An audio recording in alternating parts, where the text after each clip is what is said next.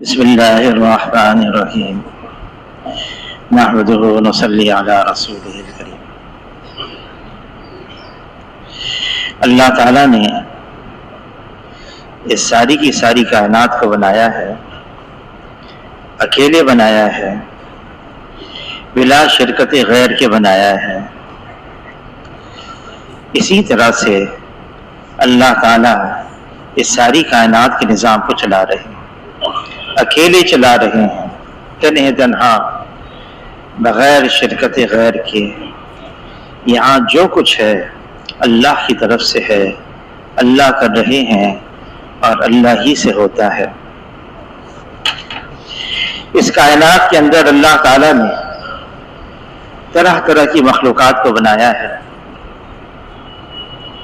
ایسی مخلوق بنائی ہے بہت کمزور، ضعیف، یہاں تک کہ یہ انسان اپنی آنکھ سے بھی اس کو دیکھ نہیں سکتا ہے، لیکن ہے مخلوق بنائی ہے اللہ نے۔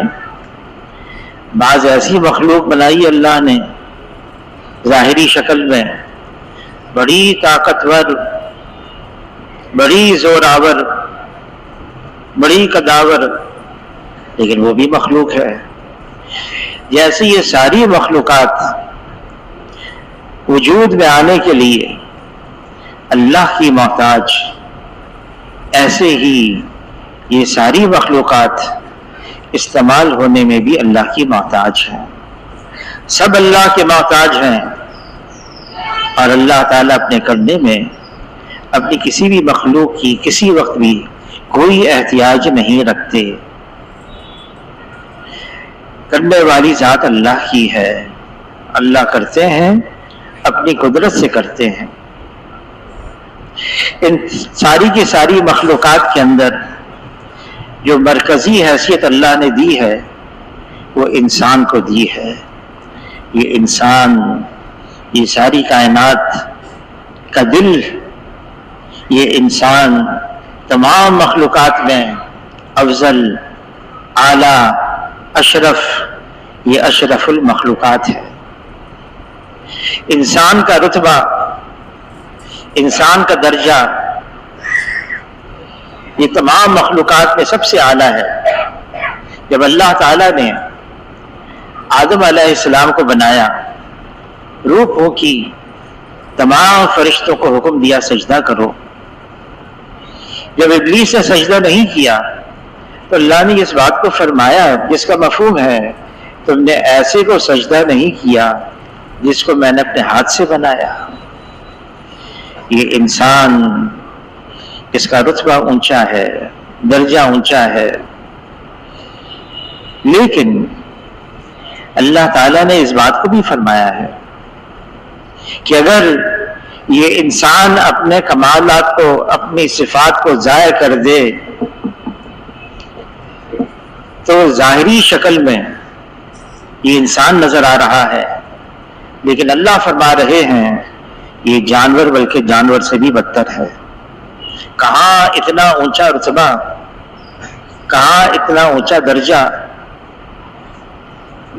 کہاں اتنا اللہ نے اتنا بڑا اعزاز اس کو دیا، لیکن انسان اگر اپنے انسانی کمالات کو ضائع کر دے، صفات کو کھو دے، پھر یہ انسان جانور بلکہ جانور سے بھی بدتر ہے۔ حضور صلی اللہ علیہ وسلم فرماتے ہیں، جس کا مفہوم ہے دو خصلتیں ایسی ہیں انسان کے اندر اگر آ جائیں اس کے دین کو اتنا نقصان نہیں پہنچاتے جتنا دو بھوکے بھیڑیے بکریوں کے ریوڑ میں چھوڑ دیے جائیں نقصان پہنچاتے ہیں۔ عجیب تشبیہ دی جناب رسول اللہ صلی اللہ علیہ وسلم نے۔ دو بھوکے بھیڑیے کی خصلت عجیب ہے۔ یہ شکار کو دیکھتا ہے، اس پر حملہ کرتا ہے، اس کی جان لیتا ہے۔ اس کی نظر دوسرے شکار پر پڑتی ہے، پہلے والے کو چھوڑ کر اب دوسرے پر حملہ کرتا ہے، اس کی جان لیتا ہے۔ جنگل کا بادشاہ شیر، اس کی خصلت اللہ نے اور رکھی ہے۔ شیر بھوک کی وجہ سے حملہ کرتا ہے ہرن پر، اس کی جان لیتا ہے، پیٹ بھرتا ہے، پیٹ بھر جاتا ہے شیر کا، پھر یہ سستاتا ہے۔ یہ کسی سایہ درخت کے نیچے آرام کرتا ہے، چاہے کتنی ہی شکار اس کے سامنے سے گزریں، حملہ نہیں کرتا یہ۔ لیکن بھیڑیا یہ حملہ کرتا ہے۔ پھر جناب رسول اللہ صلی اللہ علیہ وسلم فرماتے، دو بھوکے بھیڑیے بھی ہوں اور بھوکے بھی ہوں، اور بکریوں کے ریوڑ میں چھوڑ دیے جائے، کتنا نقصان کریں گے وہ، کتنوں کی جان لیں گے۔ لیکن فرمایا دو خصلتیں ایسی ہیں اگر انسان کے اندر آ جائیں تو بھوکے بھیڑیوں سے بھی زیادہ خطرناک چیز ہے۔ وہ دو خصلتیں کیا ہیں؟ فرمایا ایک حب مال ہے، ایک حب جاہ ہے۔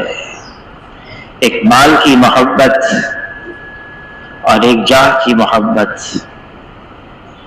مال، جناب رسول اللہ صلی اللہ علیہ وسلم فرماتے ہیں، جس کا مفہوم ہے ہر امت کے لیے ایک فتنہ ہوتا ہے، آزمائش، امتحان۔ فرمائے میری امت کا فتنہ مال ہے۔ انسان اس مال کی خاطر پتہ نہیں کیا کر بیٹھتا ہے۔ جب مال کی محبت آ جاتی ہے، نہ حلال کو دیکھتا ہے نہ حرام کو دیکھتا ہے، وہ مال کے پیچھے ایسا دوڑتا ہے، بھاگتا ہے، مال مل جائے۔ یہ دنیا ہے، عارضی ہے، ختم ہونے والی ہے، اس کا اختتام ہے۔ جس اللہ نے اس دنیا کو بنایا ہے، وہ اللہ اس دنیا کے بارے میں فرما رہے ہیں، جو خالق ہے، مالک ہے، وہ فرما رہا ہے یہ دنیا لہو لعب ہے، کھیل تماشا ہے۔ جناب رسول اللہ صلی اللہ علیہ وسلم فرما رہے ہیں یہ دنیا دار الغرور ہے، دھوکے کی جگہ ہے۔ فرمایا اس دنیا سے بچو، یہ ہاروت اور ماروت سے زیادہ جادو کرنے والی ہے۔ فرمایا دنیا اس کا گھر ہے جس کا آخرت میں کوئی گھر نہیں، دنیا اس کا مال ہے جس کا آخرت میں کوئی مال نہیں، اور دنیا کے لیے وہ جمع کرے جس میں ذرا بھی عقل نہیں۔ حضور صلی اللہ علیہ وسلم فرما رہے ہیں، جس کا مفہوم ہے مجھے اپنی امت پر فقر اور فاقے کا ڈر نہیں، مجھے اپنی امت پر تو دنیا کی فراوانی کا ڈر ہے۔ فرمایا جب میری امت دنیا کو بڑی چیز سمجھنے لگے گی، اسلام کی ہیبت اور وقت دلوں سے نکل جائے گی۔ دنیا کی کیا قیمت ہے؟ فرمایا جس کا مفہوم ہے اگر یہ دنیا اللہ کی نگاہ میں مچھر کے پر کے برابر بھی قیمتی ہوتی، اللہ تعالیٰ کافروں کو ایک گھونٹ پانی کا نہ دیتے۔ اس دنیا کو اللہ نے بے قیمت بنایا ہے، بے حیثیت بنایا ہے، جو صرف رئیس لوگوں کی طرف للچائی ہوئی نگاہوں سے دیکھتا ہے، آسمانوں کی بادشاہت میں ذلیل سمجھا جاتا ہے۔ جناب رسول اللہ صلی اللہ علیہ وسلم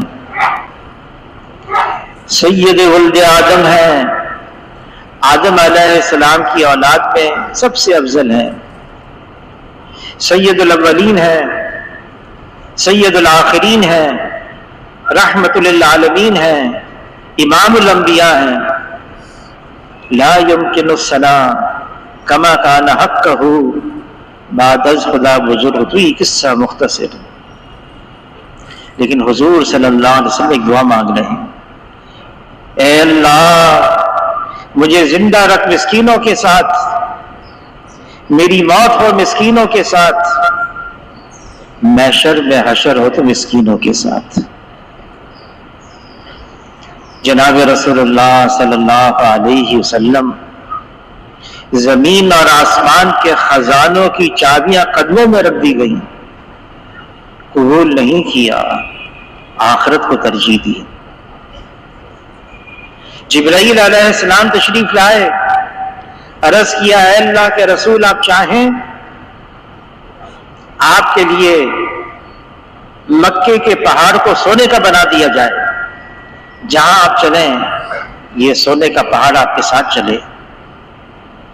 اس پر حضور صلی اللہ علیہ وسلم نے دعا مانگی، اے اللہ ایک دن اتنا کھانے کو مل جائے میری کمر سیدھی ہو جائے، اس پر میں شکر ادا کروں، اور ایک دن میرا فاقے سے گزرے اس پر میں صبر کروں۔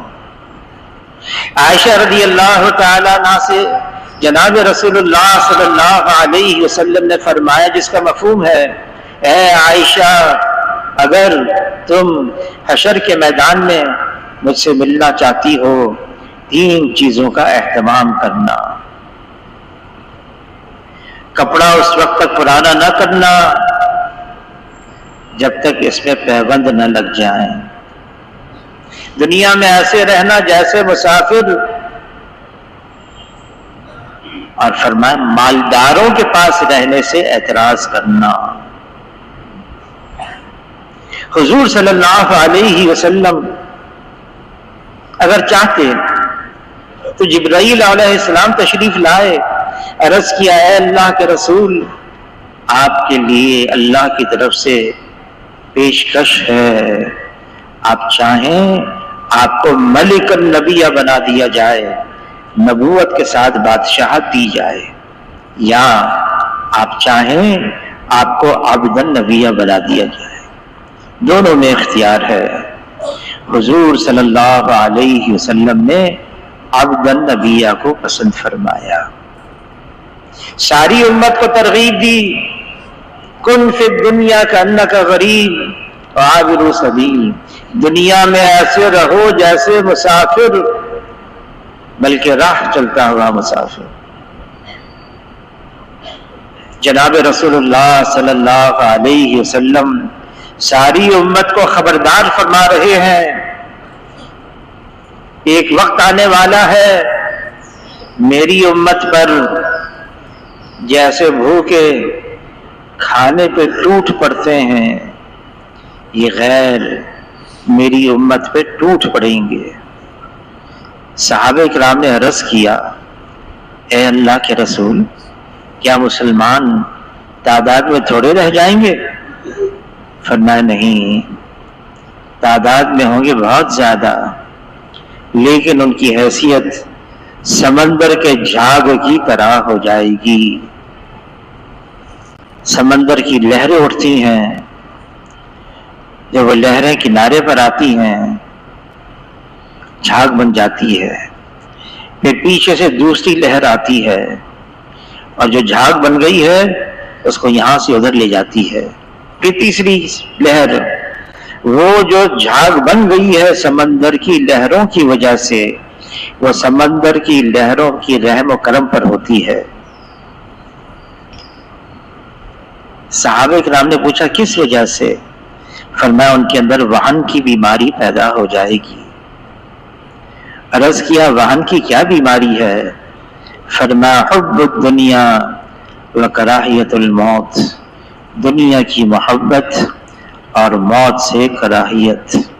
جب یہ مرض امت کے اندر عام ہو جائے گا پھر امت غیروں کا مقابلہ کر نہیں سکتی۔ تو 2 خصلتیں ایسی ہیں، ایک حب مال ہے اور ایک حب جاہ ہے۔ حب جاہ کیا ہے؟ معاشرے میں میری کوئی حیثیت ہو، لوگ مجھے پہچان کر واہ واہ کہنے لگے، میری عزت ہو۔ جناب رسول اللہ صلی اللہ علیہ وسلم سے تمام کی تمام مخلوقات کے اندر کون عزت دار ہوگا، لیکن حضور صلی اللہ علیہ وسلم صحابہ اکرام کو منع فرماتے ہیں، جب مجھے آتا ہوا دیکھو تعظیم میں میرے لیے کھڑے مت ہو، فرمائے میرے پیچھے مت چلو، میرے آگے چلو۔ پھر حضور صلی اللہ علیہ وسلم عام آدمیوں کی طرح رہتے تھے، عام انسانوں کی طرح، کام بھی ایسے فرماتے، سفر میں ہے ٹھہر گئے، کسی نے ایک بکری پیش کی میری طرف سے ہدیہ، حضور صلی اللہ علیہ وسلم نے اپنے ساتھیوں سے پوچھا کون ہے جو اس کو ذبح کرے گا؟ ایک صحابی کھڑے ہوئے، اے اللہ کے رسول یہ کام میں کروں گا۔ کون کھال اتارے گا؟ ایک صحابی اور کھڑے ہوئے، یہ کام میں کروں گا۔ اس کی بوٹیاں کون بنائے گا؟ ایک صحابی اور کھڑے ہوئے، میں کروں گا۔ کون پکائے گا؟ ایک صحابی اور کھڑے ہوئے۔ اس پر فرمایا جس کا مفہوم ہے، لکڑیاں جمع کرنے کے لیے میں جاؤں گا اور میں لکڑیاں جمع کروں گا تاکہ اس سے آگ جلائی جائے، کھانا پکایا جائے۔ صحابہ کرام نے عرض کیا اللہ کے رسول یہ کام بھی ہم کریں گے۔ فرمایا میں جانتا ہوں میری طرف سے تم یہ کام کر سکتے ہو، لیکن تم سب میں ممتاز بن کر رہنا نہیں چاہتا۔ دوپہر کا وقت ہے، گرمی ہے، ریت ہے، جناب رسول اللہ صلی اللہ علیہ وسلم تشریف لے گئے، لکڑیاں جمع کی، جمع کر کے لائے اور فرمایا یہ میرا حصہ ہے۔ حضور صلی اللہ علیہ وسلم کی تعلیمات، عام آدمی بن کے رہو جیسے عام آدمی ہے۔ ایک مرتبہ حاجی صاحب، حاجی عبد الوہاب صاحب، ان کو ملک سے آئے تھے، کارگزاری سنائی، پوچھا یہ کون سا مجمع میرے کمرے کے باہر جمع ہے؟ تو عرض کیا کہ حاجی صاحب یہ جتنے ہم نے شورا کے لوگ بنائے نا ملک میں، ان سب کو 24 گھنٹے کے لیے جمع کیا ہے، ان سے بات کرنے کے لیے۔ تو حاجی صاحب نے فرمایا میں تو اٹھ نہیں سکتا، بیمار تھے، میری طرف سے پیغام کہہ دینا اس راستے میں وہ ترقی کرے گا جو چھوٹا بن کر چلتا رہے۔ ایک جماعت آئی حاجی صاحب کے پاس، وہی کون سی جماعت ہے؟ کام اقصى الخواص میں کام کرنے والے ہیں، عام مجمع جن کے پاس پہنچ نہیں سکتا، مسجد کی جماعت، ہم ان کے پاس جاتے ہیں۔ وہ کون لوگ ہیں؟ بتایا ایسے ایسے لوگ ہوتے ہیں۔ حاجی صاحب نے فرمایا اس امت کی اقصى الخواص تو وہ ہیں ایک وقت کا کھانا ہو، دوسرے وقت کا ہے یا نہیں پتہ نہیں، یہ امت کے خواص سے خواص تر لوگ ہیں۔ حضرت سہل رضی اللہ تعالیٰ عنہ فرماتے ہیں ہم حضور صلی اللہ علیہ وسلم کے ارد گرد جمع تھے، ایک آدمی سامنے سے گزرا، عمدہ لباس اس کی چال سے نظر آ رہا تھا، پوچھا یہ کون ہے؟ عرض کیا اللہ کے رسول یہ معاشرے میں حیثیت رکھنے والا ہے، بڑے قبیلے کا آدمی ہے، صاحب حیثیت ہے، کسی سے بات کرے تو ہر ایک اس کی طرف متوجہ ہو جائیں، کسی کی سفارش کرے ہر ایک اس کو پسند کریں سفارش کو، کسی کے یہاں منگنی کا پیغام بھیجے ہر ایک اس کے پیغام کو قبول کریں۔ حضور صلی اللہ علیہ وسلم سن کر خاموش ہو گئے۔ تھوڑی دیر میں ایک اور آدمی سامنے سے گزرا، پہوند لگی ہوئی چادریں، عاجزی سے، یہ کون ہے؟ عرض کیا ہے اللہ کے رسول یہ فقراء مسلمین میں سے ہے، فقیر ہے، مسلمان ہے، معاشرے میں کچھ پتہ نہیں اس کا۔ فرمایا جس کا مفہوم ہے اگر یہ ساری کی ساری دنیا اس پہلے جیسے انسان سے بھر جائے تب بھی یہ دوسرے انسان کی اللہ کی یہاں زیادہ قیمت ہے۔ انسان کی قیمت مال سے نہیں، عہدے سے نہیں، چیزوں سے نہیں، رتبے سے نہیں، منصب سے نہیں، انسان کی قیمت اس کے ایمان اور اعمال سے لگتی ہے۔ امام زین العابدین رحمۃ اللہ علیہ حرم کے اندر ہیں، وقت کا خلیفہ اس کا بیٹا شہزادہ وہ بھی ہے، شہزادے کے لیے اس کے دوست احباب مجمع کو ہٹا رہے ہیں، دھکا نہ لگے، حجر اسود کے قریب آئے، موقع نہ ملے، اور امام زین العابدین رحمۃ اللہ علیہ جب طواف کریں لوگ خود بخود ہٹتے چلے جائیں، حجر اسود کے قریب آئے لوگ ہٹ جائیں، ان کو موقع دیں بوسہ دینے کے لیے۔ شہزادے کے ایک دوست نے پوچھا یہ کون ہے، یہ کون ہے؟ اس کے لیے نہ پہرے دار نہ چوکی دار، لوگ خود بخود ہٹ رہے ہیں۔ دیکھ کر شہزادہ کہنے لگا میں نہیں جانتا۔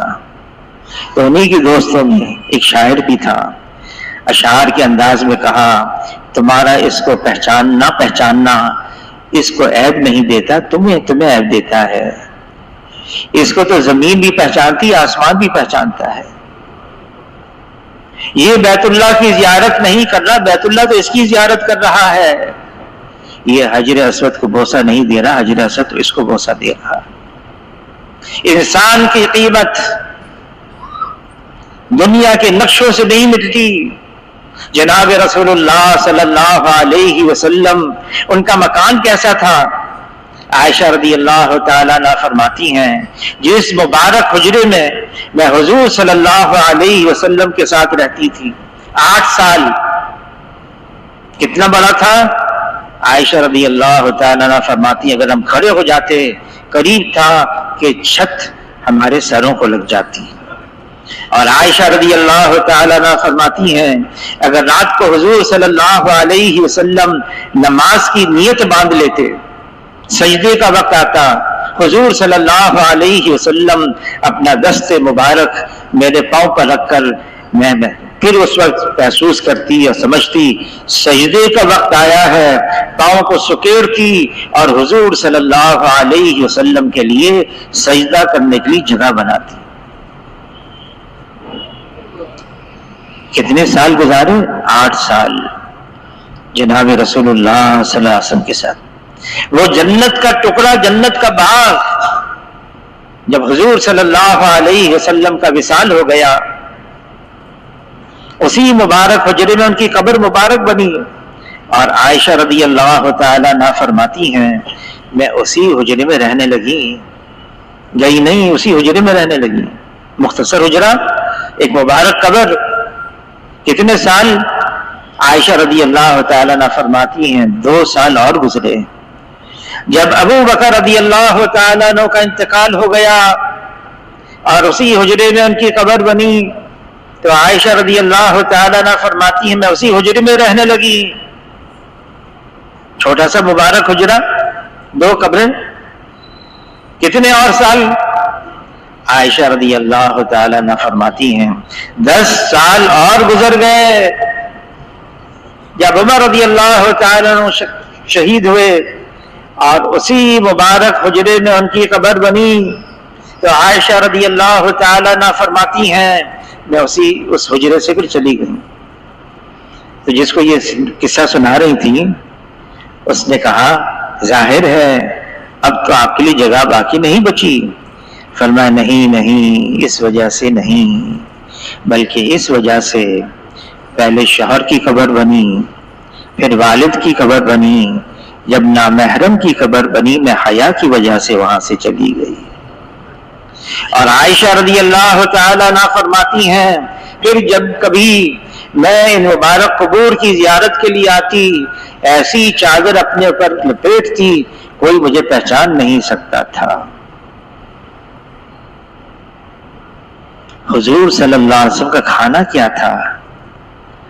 عائشہ رضی اللہ تعالیٰ عنہ فرماتی ہیں ہم ایک چاند دیکھتے، پھر اس کے بعد پھر چاند دیکھتے، پھر اس کے بعد پھر چاند دیکھتے، 2 مہینے لگاتار گھر کے اندر کھانا پکانے کے لیے آگ جلانے کی نوبت نہیں آتی تھی کہ کچھ ہوتا نہیں تھا پکانے کے لیے۔ پھر کیسے گزر اوقات تھا؟ عائشہ رضی اللہ تعالیٰ عنہ فرماتی اسودان، کھجور اور پانی، اور عائشہ رضی اللہ تعالیٰ عنہ فرماتی ہیں یہ بھی کبھی بھی حضور صلی اللہ علیہ وسلم نے پیٹ بھر کر نوش نہیں فرمایا. یہ کب تک تھا؟ عائشہ رضی اللہ تعالیٰ عنہ فرماتی ہیں حضور صلی اللہ علیہ وسلم کا وصال ہو گیا، رات کا اندھیرا چھا گیا، دل میں تقاضا اٹھا میں حضور صلی اللہ علیہ وسلم کا مبارک چہرہ دیکھوں، لیکن گھر کے اندر چراغ جلانے کے لیے تیل نہیں تھا. میں پڑوسن کے یہاں گئی، ادھار تیل لے کر آئی، اس ادھار تیل سے میں نے گھر کا چراغ جلایا، روشنی ہوئی، میں نے حضور صلی اللہ علیہ وسلم کے چہرے مبارک دیکھا. یہ سب اختیاری چاہتے جناب رسول اللہ صلی اللہ علیہ وسلم تو کیا کچھ نہیں آتا تھا، لیکن امت کو ترغیب دی، دیکھو اس دنیا سے بچو، یہ مال ہے دنیا کا جو دلوں کو پھاڑ دیتا ہے، جو دشمنیاں پیدا کر دیتا ہے، عداوتیں پیدا کر دیتا ہے. حضور صلی اللہ علیہ وسلم نے یہ دین دیا ہے جس دین کی وجہ سے انسان کی عزت ہے. عزت اللہ کے لیے ہے، عزت اللہ کے رسول کے لیے ہے، اور یہ عزت مومنین پر آ کے ختم ہو جاتی ہے، اس کے علاوہ کسی اور کے لیے نہیں ہے. عمر رضی اللہ تعالیٰ عنہ بیت المقدس فتح کرنے کے لیے گئے، غلام لیا، اونٹ لیا، غلام سے طے کیا باری باری ہم اس پر سوار ہوں گے. کئی ہفتوں کا سفر مدینہ منورہ سے بیت المقدس تک. جب قریب پہنچے ابو عبیدہ بن جراح رضی اللہ تعالیٰ عنہ استقبال کے لیے آئے ہوئے ہیں.